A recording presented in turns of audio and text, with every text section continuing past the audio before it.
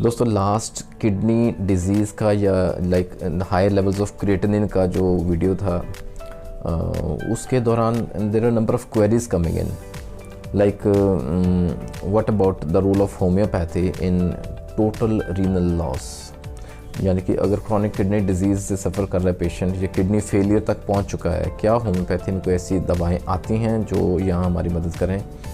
तो आज का ये डिस्कशन रहेगा on I would say chronic kidney disease like that will lead to renal failure, कह लीजिए that will lead to total kidney loss, total kidney या रीनल फेलियर या इम्पेयर्ड किडनी फंक्शन कुछ कह लीजिए। आइए देखते हैं होम्योपैथी हमारी यहाँ कहाँ मदद करने आती है। दोस्तों बहुत कारगर दवाएं आती हैं, लेकिन आई वुड अगेन सजेस्ट यहाँ ये ज़रूर कहूँगा कि the sooner we start the better it is. ठीक है, लाइक अगर इनिशियल या even the second third stage में भी अगर पेशेंट पहुँच चुका है, क्रॉनिक किडनी डिजीज़ का पेशेंट है, रीनल फेलियर का केस है, तो मिडल स्टेज में भी है, तो भी do add homeopathic medicine along with allopathic, they are certainly going to help you out. और मोस्ट ऑफ द केसेस में ना एलोपैथिक मेडिसिन के जो साइड इफ़ेक्ट्स हैं उससे हमें बचाव भी करेंगे। अगर फाइनल स्टेज पे भी है पेशेंट, लाइक अगर the patient is on dialysis या किडनी ट्रांसप्लांट के लिए भी एडवाइस किया गया है, do add homeopathy till you find a proper donor. ठीक है, सिम्टोमेटिक रिलीफ रहेगा वहाँ और quality of life would be much better with homeopathy. Good Nanak cares में सबका बहुत स्वागत है दोस्तों CKD क्रॉनिक किडनी डिजीज़ में देखा गया it is a kind of progressive disease. ये ना एक स्लोली वर्स होता जाता है, यानी कि बिगड़ते हैं किडनीज, लेकिन इसको समय लगता है। और जब तक ये सिम्टम्स उभर के सामने आते हैं ना, तब तक किडनी डैमेज काफ़ी हद तक बढ़ चुका होता है। वेस्ट या एक्स्ट्रा फ्लूइड कह लीजिए बॉडी में बिल्डअप होना शुरू हो जाता है ना, उसके बाद जो सिम्टम्स आते हैं उभर के, तब सिम्टम्स आते हैं और तब तक किडनी डैमेज काफ़ी हद तक हो चुका होता है। Initially there most of the cases there are no symptoms at all. ये जो किडनी डिजीज़ रहता है ये स्लोली बिल्डअप होता रहता है over period of months two years. In fact kidney disease के ना दोस्तों आइए पहले कारण देख लें, कॉजेज़ देखेंगे, उसके रिस्क फैक्टर्स कुछ समझने की कोशिश करेंगे। Sign and symptoms are very important that will look into, and how to manage those CKD symptoms या chronic kidney disease, renal failure, how do we management की बात करेंगे and part of treatment in homeopathy. Causes में भी देखें दोस्तों, there are certain disease कह लीजिए, कुछ डिसऑर्डर्स कह लीजिए, जो कि एग्रवेट कर देते हैं प्रॉब्लम्स को, किडनी की प्रॉब्लम्स को। ठीक है, कारण में सबसे पहले I would say diabetes mellitus, sugar का बीमारी जो रहती है, fine. Then secondly of course hypertension, uncontrolled high blood pressure. ठीक है, glomerulonephritis is another one of the major causes, and polycystic kidney disease that can also lead to kidney damage, renal failure। अब इसमें हम सब जानते हैं दोस्तों, अगर डायबिटीज़ मेलाइटस यानी कि शुगर का लेवल अनकंट्रोल्ड रह रहा है, बढ़ रहा है बहुत ज़्यादा, कंटिन्यूसली बढ़ रहा है, क्रॉनिक केस है पेशेंट है, तो it is going to damage the kidneys, गुर्दों को वो ख़राब करेगा। ऐसे ही अगर हाइपरटेंशन का केस है ना, ब्लड प्रेशर कंटिन्यूसली बढ़ रहा है, तो that is going to damage the kidneys.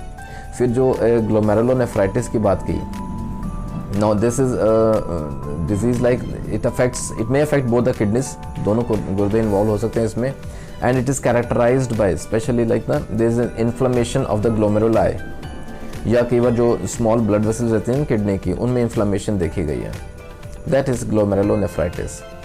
और पॉलीसिस्टिक किडनी डिजीज़ की बात की, देर आर सर्टन रीजंस जिस वजह से ना there are multiple cyst form हो जाते हैं किडनीज में, that can also lead to renal failure. Mostly ये जेनेटिक कारण रहता है, पॉलीसिस्टिक किडनी डिजीज़ अलग से बात करेंगे उसकी, but these are the main causes that lead to renal failure. इनके साथ ना कुछ और एसोसिएटेड कारण भी कह सकते हैं, like we can say certain terms like hematuria रहता है, प्रोटीन्यूरिया रहता है, यानी कि अगर ब्लड आ रहा है यूरिन में या प्रोटीन की मात्रा बहुत बढ़ गई है यूरिन में, these are certain associated factors that lead to renal damage. Okay, and as a nephrotic syndrome वहाँ, and acute kidney disease, acute kidney injury and chronic kidney disease, all these factors lead to renal damage, kidney damage रहती है। बस factors में भी ना, अगर there is a family history of CKD chronic kidney disease की अगर परिवार में चलता आ रहा है, तो that is a very major risk factor. Apart from them and that anaemia is another risk factor, bone disease रहता है, हार्ट डिजीज़ रहता है, क्रॉनिक किडनी डिजीज़, तो ये सब रिस्क फैक्टर्स बढ़ा देते हैं प्रॉब्लम को, रीनल फेलियर की तरफ बढ़ता जाता है।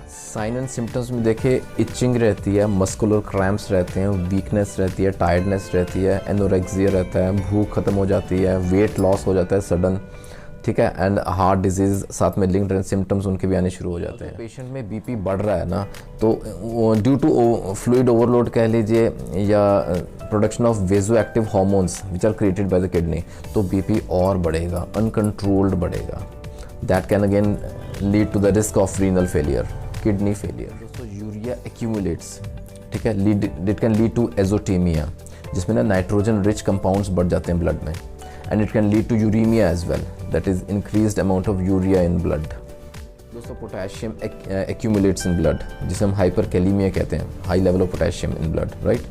अच्छा, फिर फ्लूइड ओवरलोड भी हो सकता है, उसके सिम्टम्स भी आ सकते हैं। It can start from a mild edema and लेकिन it can lead to a life threatening pulmonary edema as well. There can be hyperphosphatemia, ठीक है, फॉस्फेट लेवल बढ़ जाता है ब्लड में, एंड हाइपोकैल्सीमिया भी हो सकता है दोस्तों, यानी कि सीरम कैल्शियम लेवल्स जो है ना they will fall below normal in blood. Then anaemia is another associated factor found in renal failure cases, anaemia जिसमें HP लेवल बहुत कम हो जाता है नॉर्मल से। Okay, then cachexia, now this is a factor जहाँ ना वेट लॉस हो जाता है, मसल वेस्ट कहते हैं वहाँ हो जाएगा, वीकनेस, एक्सट्रीम टायर्डनेस, फटीग कहते हैं जिसे those symptoms are observed, and anorexia. दोस्तों cases of sexual dysfunction are also very common both in males and females. अच्छा, इसमें ना एथेरोस्क्लेरोसिस भी हो सकता है, it can lead to atherosclerosis and corresponding cardiovascular disease भी हो सकते हैं। Stages of chronic kidney disease की बात करें ना तो they are based on GFR, right, glomerular filtration rate के आधार पर स्टेजेस बनाई गई हैं CKD के स्टडी करने के लिए।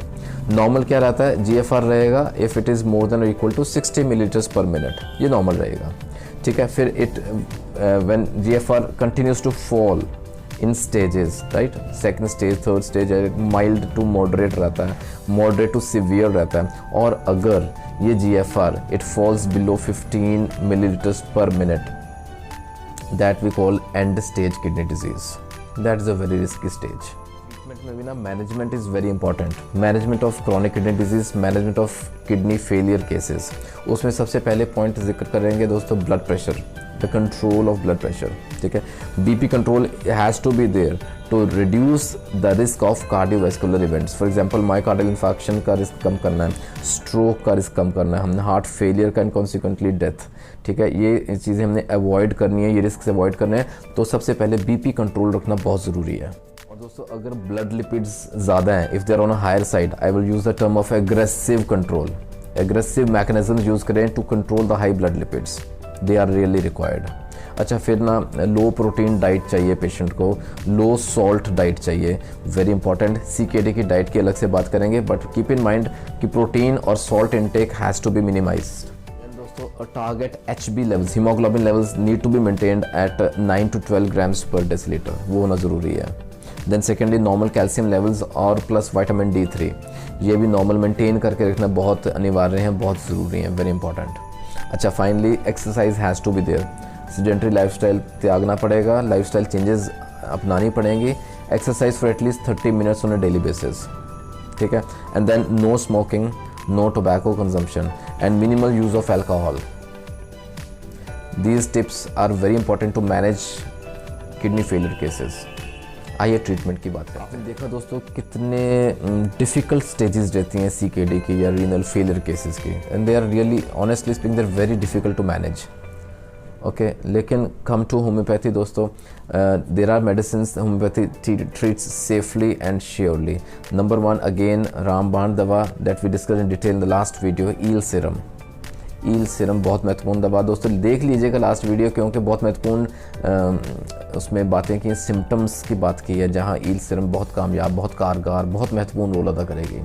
ये रामबाण दवा है दोस्तों, जान डाल देती है किडनी के पेशेंट में। Eel serum 30C in case of chronic renal failure cases we can always give on alternate days, we can give the doses of eel serum, right. हम सब जानते हैं कि सिम्टम्स के आधार पर ही होम्योपैथिक दवाएँ फाइनल प्रिस्क्राइब की जाती हैं। ओके, अगर रीनल फेलियर केसेज में पल्मोनरी एडेमा साथ में एसोसिएटेड है, सिम्टम्स आ रहे हैं, तो do not forget kali iodatum, बहुत महत्वपूर्ण दवा दोस्तों, कैली आयोड जिसे हम कहते हैं। अच्छा, अगर हार्ट के सिम्टम्स या हार्ट डिजीज़, कार्डियोवैस्कुलर डिजीज़ के साथ एसोसिएटेड हैं with renal failure symptoms, there are number of medicines like arsenic album can be prescribed, aurum met हम यहाँ दे सकते हैं, crot h very important medicine, and of course role of digitalis that we have already seen. ठीक है, digitalis बहुत महत्वपूर्ण दवा दोस्तों, जहाँ हार्ट के सिम्टम्स बहुत प्रोनाउंस्ड है। एक और बहुत महत्वपूर्ण दवा है दोस्तों, दैट इज़ कैंथेरिस। ठीक है, उसका रोल भी हमने डिस्कस किया अंदर लास्ट वीडियो, जहाँ ना बर्निंग सेंसेशन बहुत रहती है वाइल पासिंग यूरिन, और इन द किडनी रीजन में भी बर्निंग से जलन सी महसूस होती रहती है patient. Cantharis very important medicine. And then last but not least we do have terebinthina. Terebinthina very important medicine दोस्तों, जहाँ ना यूरिन बहुत स्कैंटी है या कई बार यूरिन में ब्लड भी आता है। Okay, then kidneys are inflamed, in that case we can give terebinthina. और यूरेथ्राइटिस के केस में very important role. So symptomatically देख लीजिएगा कौन सी दवा बिल्कुल एग्जैक्टली फिट बैठती है symptoms के आधार पे। There are number of numerous other medicines as well, but in short summarized forms, these are the one of the best medicines that can be given in renal failure cases. And finally दोस्तों याद रखें, talk to a physician. ठीक है, give your guess, discuss your symptoms before arriving at the final medicine. There are numerous other medicines as well. बहुत महत्वपूर्ण role है दोस्तों homeopathy का in treating the difficult cases of kidney failure. आपके मन में कोई डाउट, कोई क्वेरी है, कोई सुझाव है, do mention in the comment section. You can WhatsApp me as well, मुझे मेल भी कर सकते हैं gurunanak@gmail.com। आगे फिर और बहुत महत्वपूर्ण टॉपिक्स लेके डिस्कस करेंगे दोस्तों। बने रहें गुरु नानक केयर्स के साथ। Take care of your health till we meet again. God bless.